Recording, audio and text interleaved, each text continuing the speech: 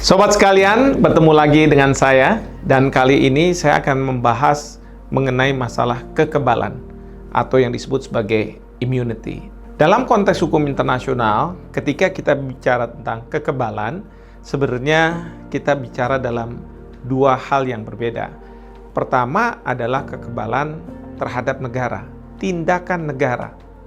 Satu lagi adalah kekebalan terhadap para agen-agen yang melakukan transaksi hubungan antar negara yang sering disebut sebagai diplomat dan tentu area diplomatiknya serta keluarganya. Saya pertama-tama akan membahas tentang kekebalan terkait dengan negara.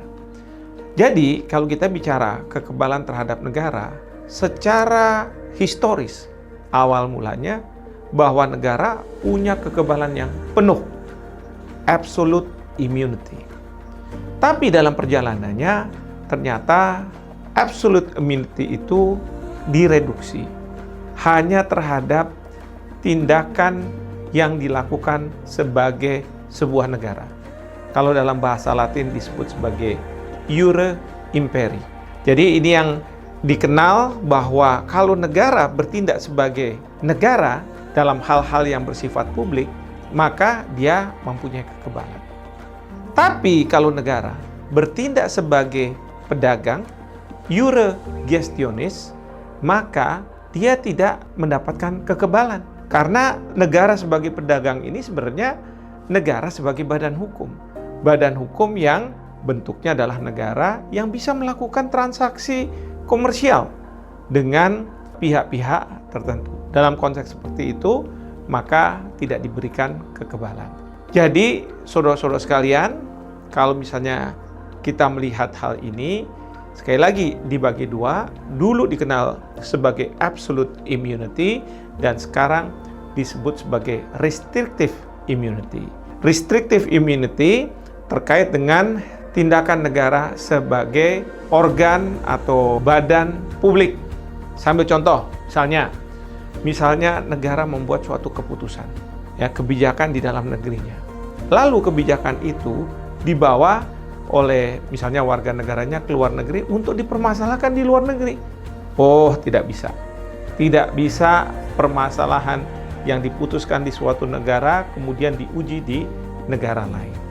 Negara tersebut memiliki kekebalan. Dan kekebalan ini tentu juga berlaku bagi yang mewakili negara. Presiden melakukan kunjungan ke luar negeri, dia pasti akan mendapat kekebalan. Kalau misalnya seorang presiden dianggap bahwa dulu pernah dia melakukan suatu pelanggaran HAM, misalnya seperti itu, bisa saja bahwa sebagai presiden dia akan memiliki kekebalan. Meskipun dalam hukum pidana internasional, orang tersebut yang dipersalahkan bukan presidennya dan seharusnya bisa diseret. Tapi untuk sebagian negara, dia akan memberikan imunitas terhadap presiden tersebut. Saya ambil contoh, baru-baru ini Perdana Menteri Netanyahu pergi ke Hongaria. Padahal Hongaria adalah anggota dari ICC, International Criminal Court, yang baru-baru ini mengeluarkan surat penangkapan terhadap Perdana Menteri Netanyahu. Pertanyaan kita, harusnya kan Hongaria mengirim Netanyahu atas dasar arrest warrant itu, mengingat Hongaria adalah anggota dari ICC. Tapi Hongaria tidak melakukannya karena apa? Mungkin dia mengatakan bahwa yang hadir di sini adalah seorang Perdana Menteri dan dia memiliki kekebalan. Tetapi kekebalan negara ini akan hilang ketika negara dia bertindak sebagai pedagang. Karena kita tahu, zaman dulu yang namanya pedagang itu bisa saja mengekspor gula dan lain sebagainya, itu dilakukan oleh kerajaan-kerajaan. Dan ketika dia bertindak sebagai pedagang, maka dia tidak mendapatkan kekebalan. Nah, contoh lain yang sangat up to date dalam konteks sekarang adalah ketika katakanlah pemerintah Indonesia meminjam uang ke World Bank atau meminjam uang ke negara lain, ke Cina atau ke Jepang. Nah, di situ negara dianggap sebagai badan hukum. Dia meminjam uang kepada negara lain sebagai krediturnya. Nah, dalam konteks seperti ini, kalau misalnya ada one prestasi, maka negara tidak bisa mengatakan bahwa saya punya kekebalan dan tidak seharusnya saya diadili. Utamanya ketika dalam perjanjian itu disebutkan bahwa kalau misalnya ada one prestasi akan diadili di misalnya pengadilan suatu negara krediturnya. Meskipun kalau di World Bank kita lihat biasanya ada mekanisme terkait dengan penyelesaian sengketa. Nah, tapi dalam konteks seperti ini, negara tidak boleh mengklaim bahwa saya memiliki kedaulatan. Bahkan kalau kita lihat di dalam loan agreement, di situ disebutkan bahwa ada yang namanya waiver of immunity. Ya, artinya menyampingkan kedaulatan negara. Karena pihak yang memberi pinjaman itu yang tadi saya katakan bisa negara, bisa organisasi keuangan internasional, bahkan bisa juga perusahaan-perusahaan swasta, bank-bank swasta memberikan pinjam. Pasti dia akan menghendaki bahwa adanya waiver of immunity. Tapi waiver of immunity di sini penegasan ya bahwa negara sebagai pedagang itu tidak bisa menggunakan imunitasnya untuk tidak diadili. Saya sampai di situ dulu ketika kita bicara berkaitan dengan kekebalan yang dikaitkan dengan negara. Nah, sekarang saya akan bicara terkait dengan kekebalan yang ada pada diri seorang diplomat sebagai agen yang melakukan hubungan antar negara. Karena kita tahu kalau negara dengan negara berhubungan itu tidak mungkin negara, karena negara itu abstrak. Negara itu harus kemudian diwujudkan dalam bentuk manusia. Nah, manusia yang seperti apa? Mereka-mereka yang diangkat sebagai diplomat. Prinsipnya, para diplomat memiliki kekebalan. Jadi terhadap hukum di negara tertentu, kalau dia seorang diplomat, maka tidak bisa diberlakukan. Misalnya, hukum perpajakan nggak bisa diberlakukan. Bahkan, kalau misalnya tidak hanya pada diplomat saja kekebalan ini berlaku, tapi pada keluarganya.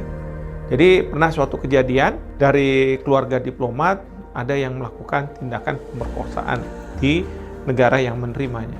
Dia memiliki kekebalan, dia tidak bisa dipidana, tapi pemerintah di mana diplomat ini diterima minta supaya negara si diplomat ini mengembalikan, memulangkan diplomat dan keluarganya sebagai bentuk pertanggungjawaban.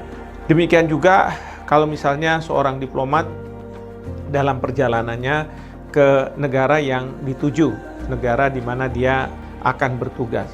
Lalu dia berhenti di negara ketiga untuk transit. Lalu kedapatan dia melakukan pencurian. Pertanyaannya, apakah kekebalannya berlaku atau tidak?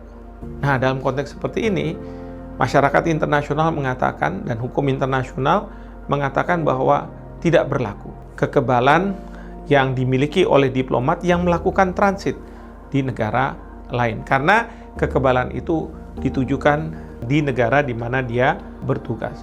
Masih banyak lagi cerita-cerita di mana kekebalan itu bisa digunakan. Memang suatu ketika ada mantan presiden, waktu itu sudah mantan, lalu kemudian menjadi anggota senator dari Chile, namanya Augusto Pinochet. Lalu dia perlu mendapat pengobatan di Inggris. Nah, ketika di Inggris dia menggunakan paspor diplomatik, artinya dia punya kekebalan. Nah, pada waktu Pinochet ini menjadi presiden, dia melakukan instruksi terhadap masyarakatnya, termasuk juga warga negara asing, salah satunya dari Spanyol, yang akhirnya ditumpas dan kemudian mengakibatkan korban nyawa. Nah, ketika beliau, Augusto Pinochet ini ada di Inggris, Spanyol lewat jaksanya meminta Augusto Pinochet ini untuk diekstradisi. Nah, di situ ada permasalahan bagi Inggris, karena apakah paspor diplomatik, status diplomatik anggota Senat itu bisa digunakan, mengingat dia tidak bekerja sebagai seorang diplomat. Putusan dari pengadilan di Inggris mengatakan, ya, dia bisa diekstradisi, karena dia tidak bertugas sebagai seorang diplomat. Namun demikian, Menteri Dalam Negeri Inggris punya hak prerogatif menghendaki agar Augusto Pinochet dikembalikan ke negaranya. Karena dulu pada waktu ada Perang Malvinas, Augusto Pinochet ini banyak berjasa kepada Inggris. Itu sudah masalah politik. Nah, itu juga permasalahan yang berkaitan dengan bagaimana paspor diplomatik yang dikeluarkan, tapi tidak ditujukan untuk para diplomatnya yang menjalankan interaksi antar negara, maka itu tidak bisa berlaku. Tentu masih banyak contoh-contoh yang lainnya, ya. Namun demikian kita harus selesaikan di sini. Saya berikutnya ingin menyampaikan bahwa kekebalan juga berlaku pada wilayah yang kita sebut sebagai kantor. Nah, kalau di Indonesia kita punya kedutaan besar di berbagai negara di dunia, atau rumah dari para diplomat. Terhadap kantor, ya, disebut sebagai diplomatic premises, dia ini punya kekebalan juga. Polisi dari negara setempat tidak boleh masuk. Nah, kecuali mendapat persetujuan dari duta besar, gitu ya, atau KBRI-nya. Nah, jadi kalau misalnya ada perbuatan pidana misalnya yang terjadi di situ, sebenarnya polisi nggak boleh masuk. Tapi kalau dapat persetujuan, dia boleh masuk. Tentu karena ini masalah pidana, harus berlaku hukum dari negara tersebut, sehingga harus ada proses hukum di situ. Tapi pernah satu kejadian, bahkan di Indonesia, pada waktu Timur Timur masih belum menjadi Timur Leste, ya, belum merdeka, ada beberapa mahasiswa yang dia masuk ke kedutaan besar Belanda, minta untuk mendapatkan perlindungan, bahkan minta suaka politik karena merasa dikejar-kejar oleh otoritas Indonesia. Bahkan mereka minta untuk dikeluarkan dari kedutaan besar ke negara ketiga. Nah, ini jadi problem tersendiri. Tapi akhirnya memang pemerintah Indonesia, ya silahkan kalau memang mau keluar. Waktu itu difasilitasi oleh Palang Merah Internasional, akhirnya para mahasiswa ini keluar dari Indonesia melalui kedutaan besar Belanda, yang memang kepolisian kita tidak bisa masuk ke sana. Ada juga peristiwa di mana seorang diplomat dari Libya di Inggris, ya, yang ada demo terhadap Libya, lalu dia melepaskan tembakan dari kantornya. Nah, ini juga jadi permasalahan. Apakah si diplomat ini bisa diproses hukum? Karena apa? Dia melakukan penembakan dan ditujukan pada warga Inggris. Sekali lagi, kalau Anda banyak membaca buku masalah-masalah internasional, ini banyak hal yang kita bisa pelajari. Jadi tidak hanya premisesnya, jadi kedutaannya si orang Libya ini berada, tetapi si yang menembak ini mungkin saja dia seorang diplomat yang tidak bisa diproses hukum. Nah, itu kemudian biasanya antara negara yang mengirim dengan negara yang menerima akan ada sengketa, ada dispute. Sobat sekalian, saya rasa kita cukupkan hari ini dan sampai kita berjumpa di lain kesempatan. Terima kasih.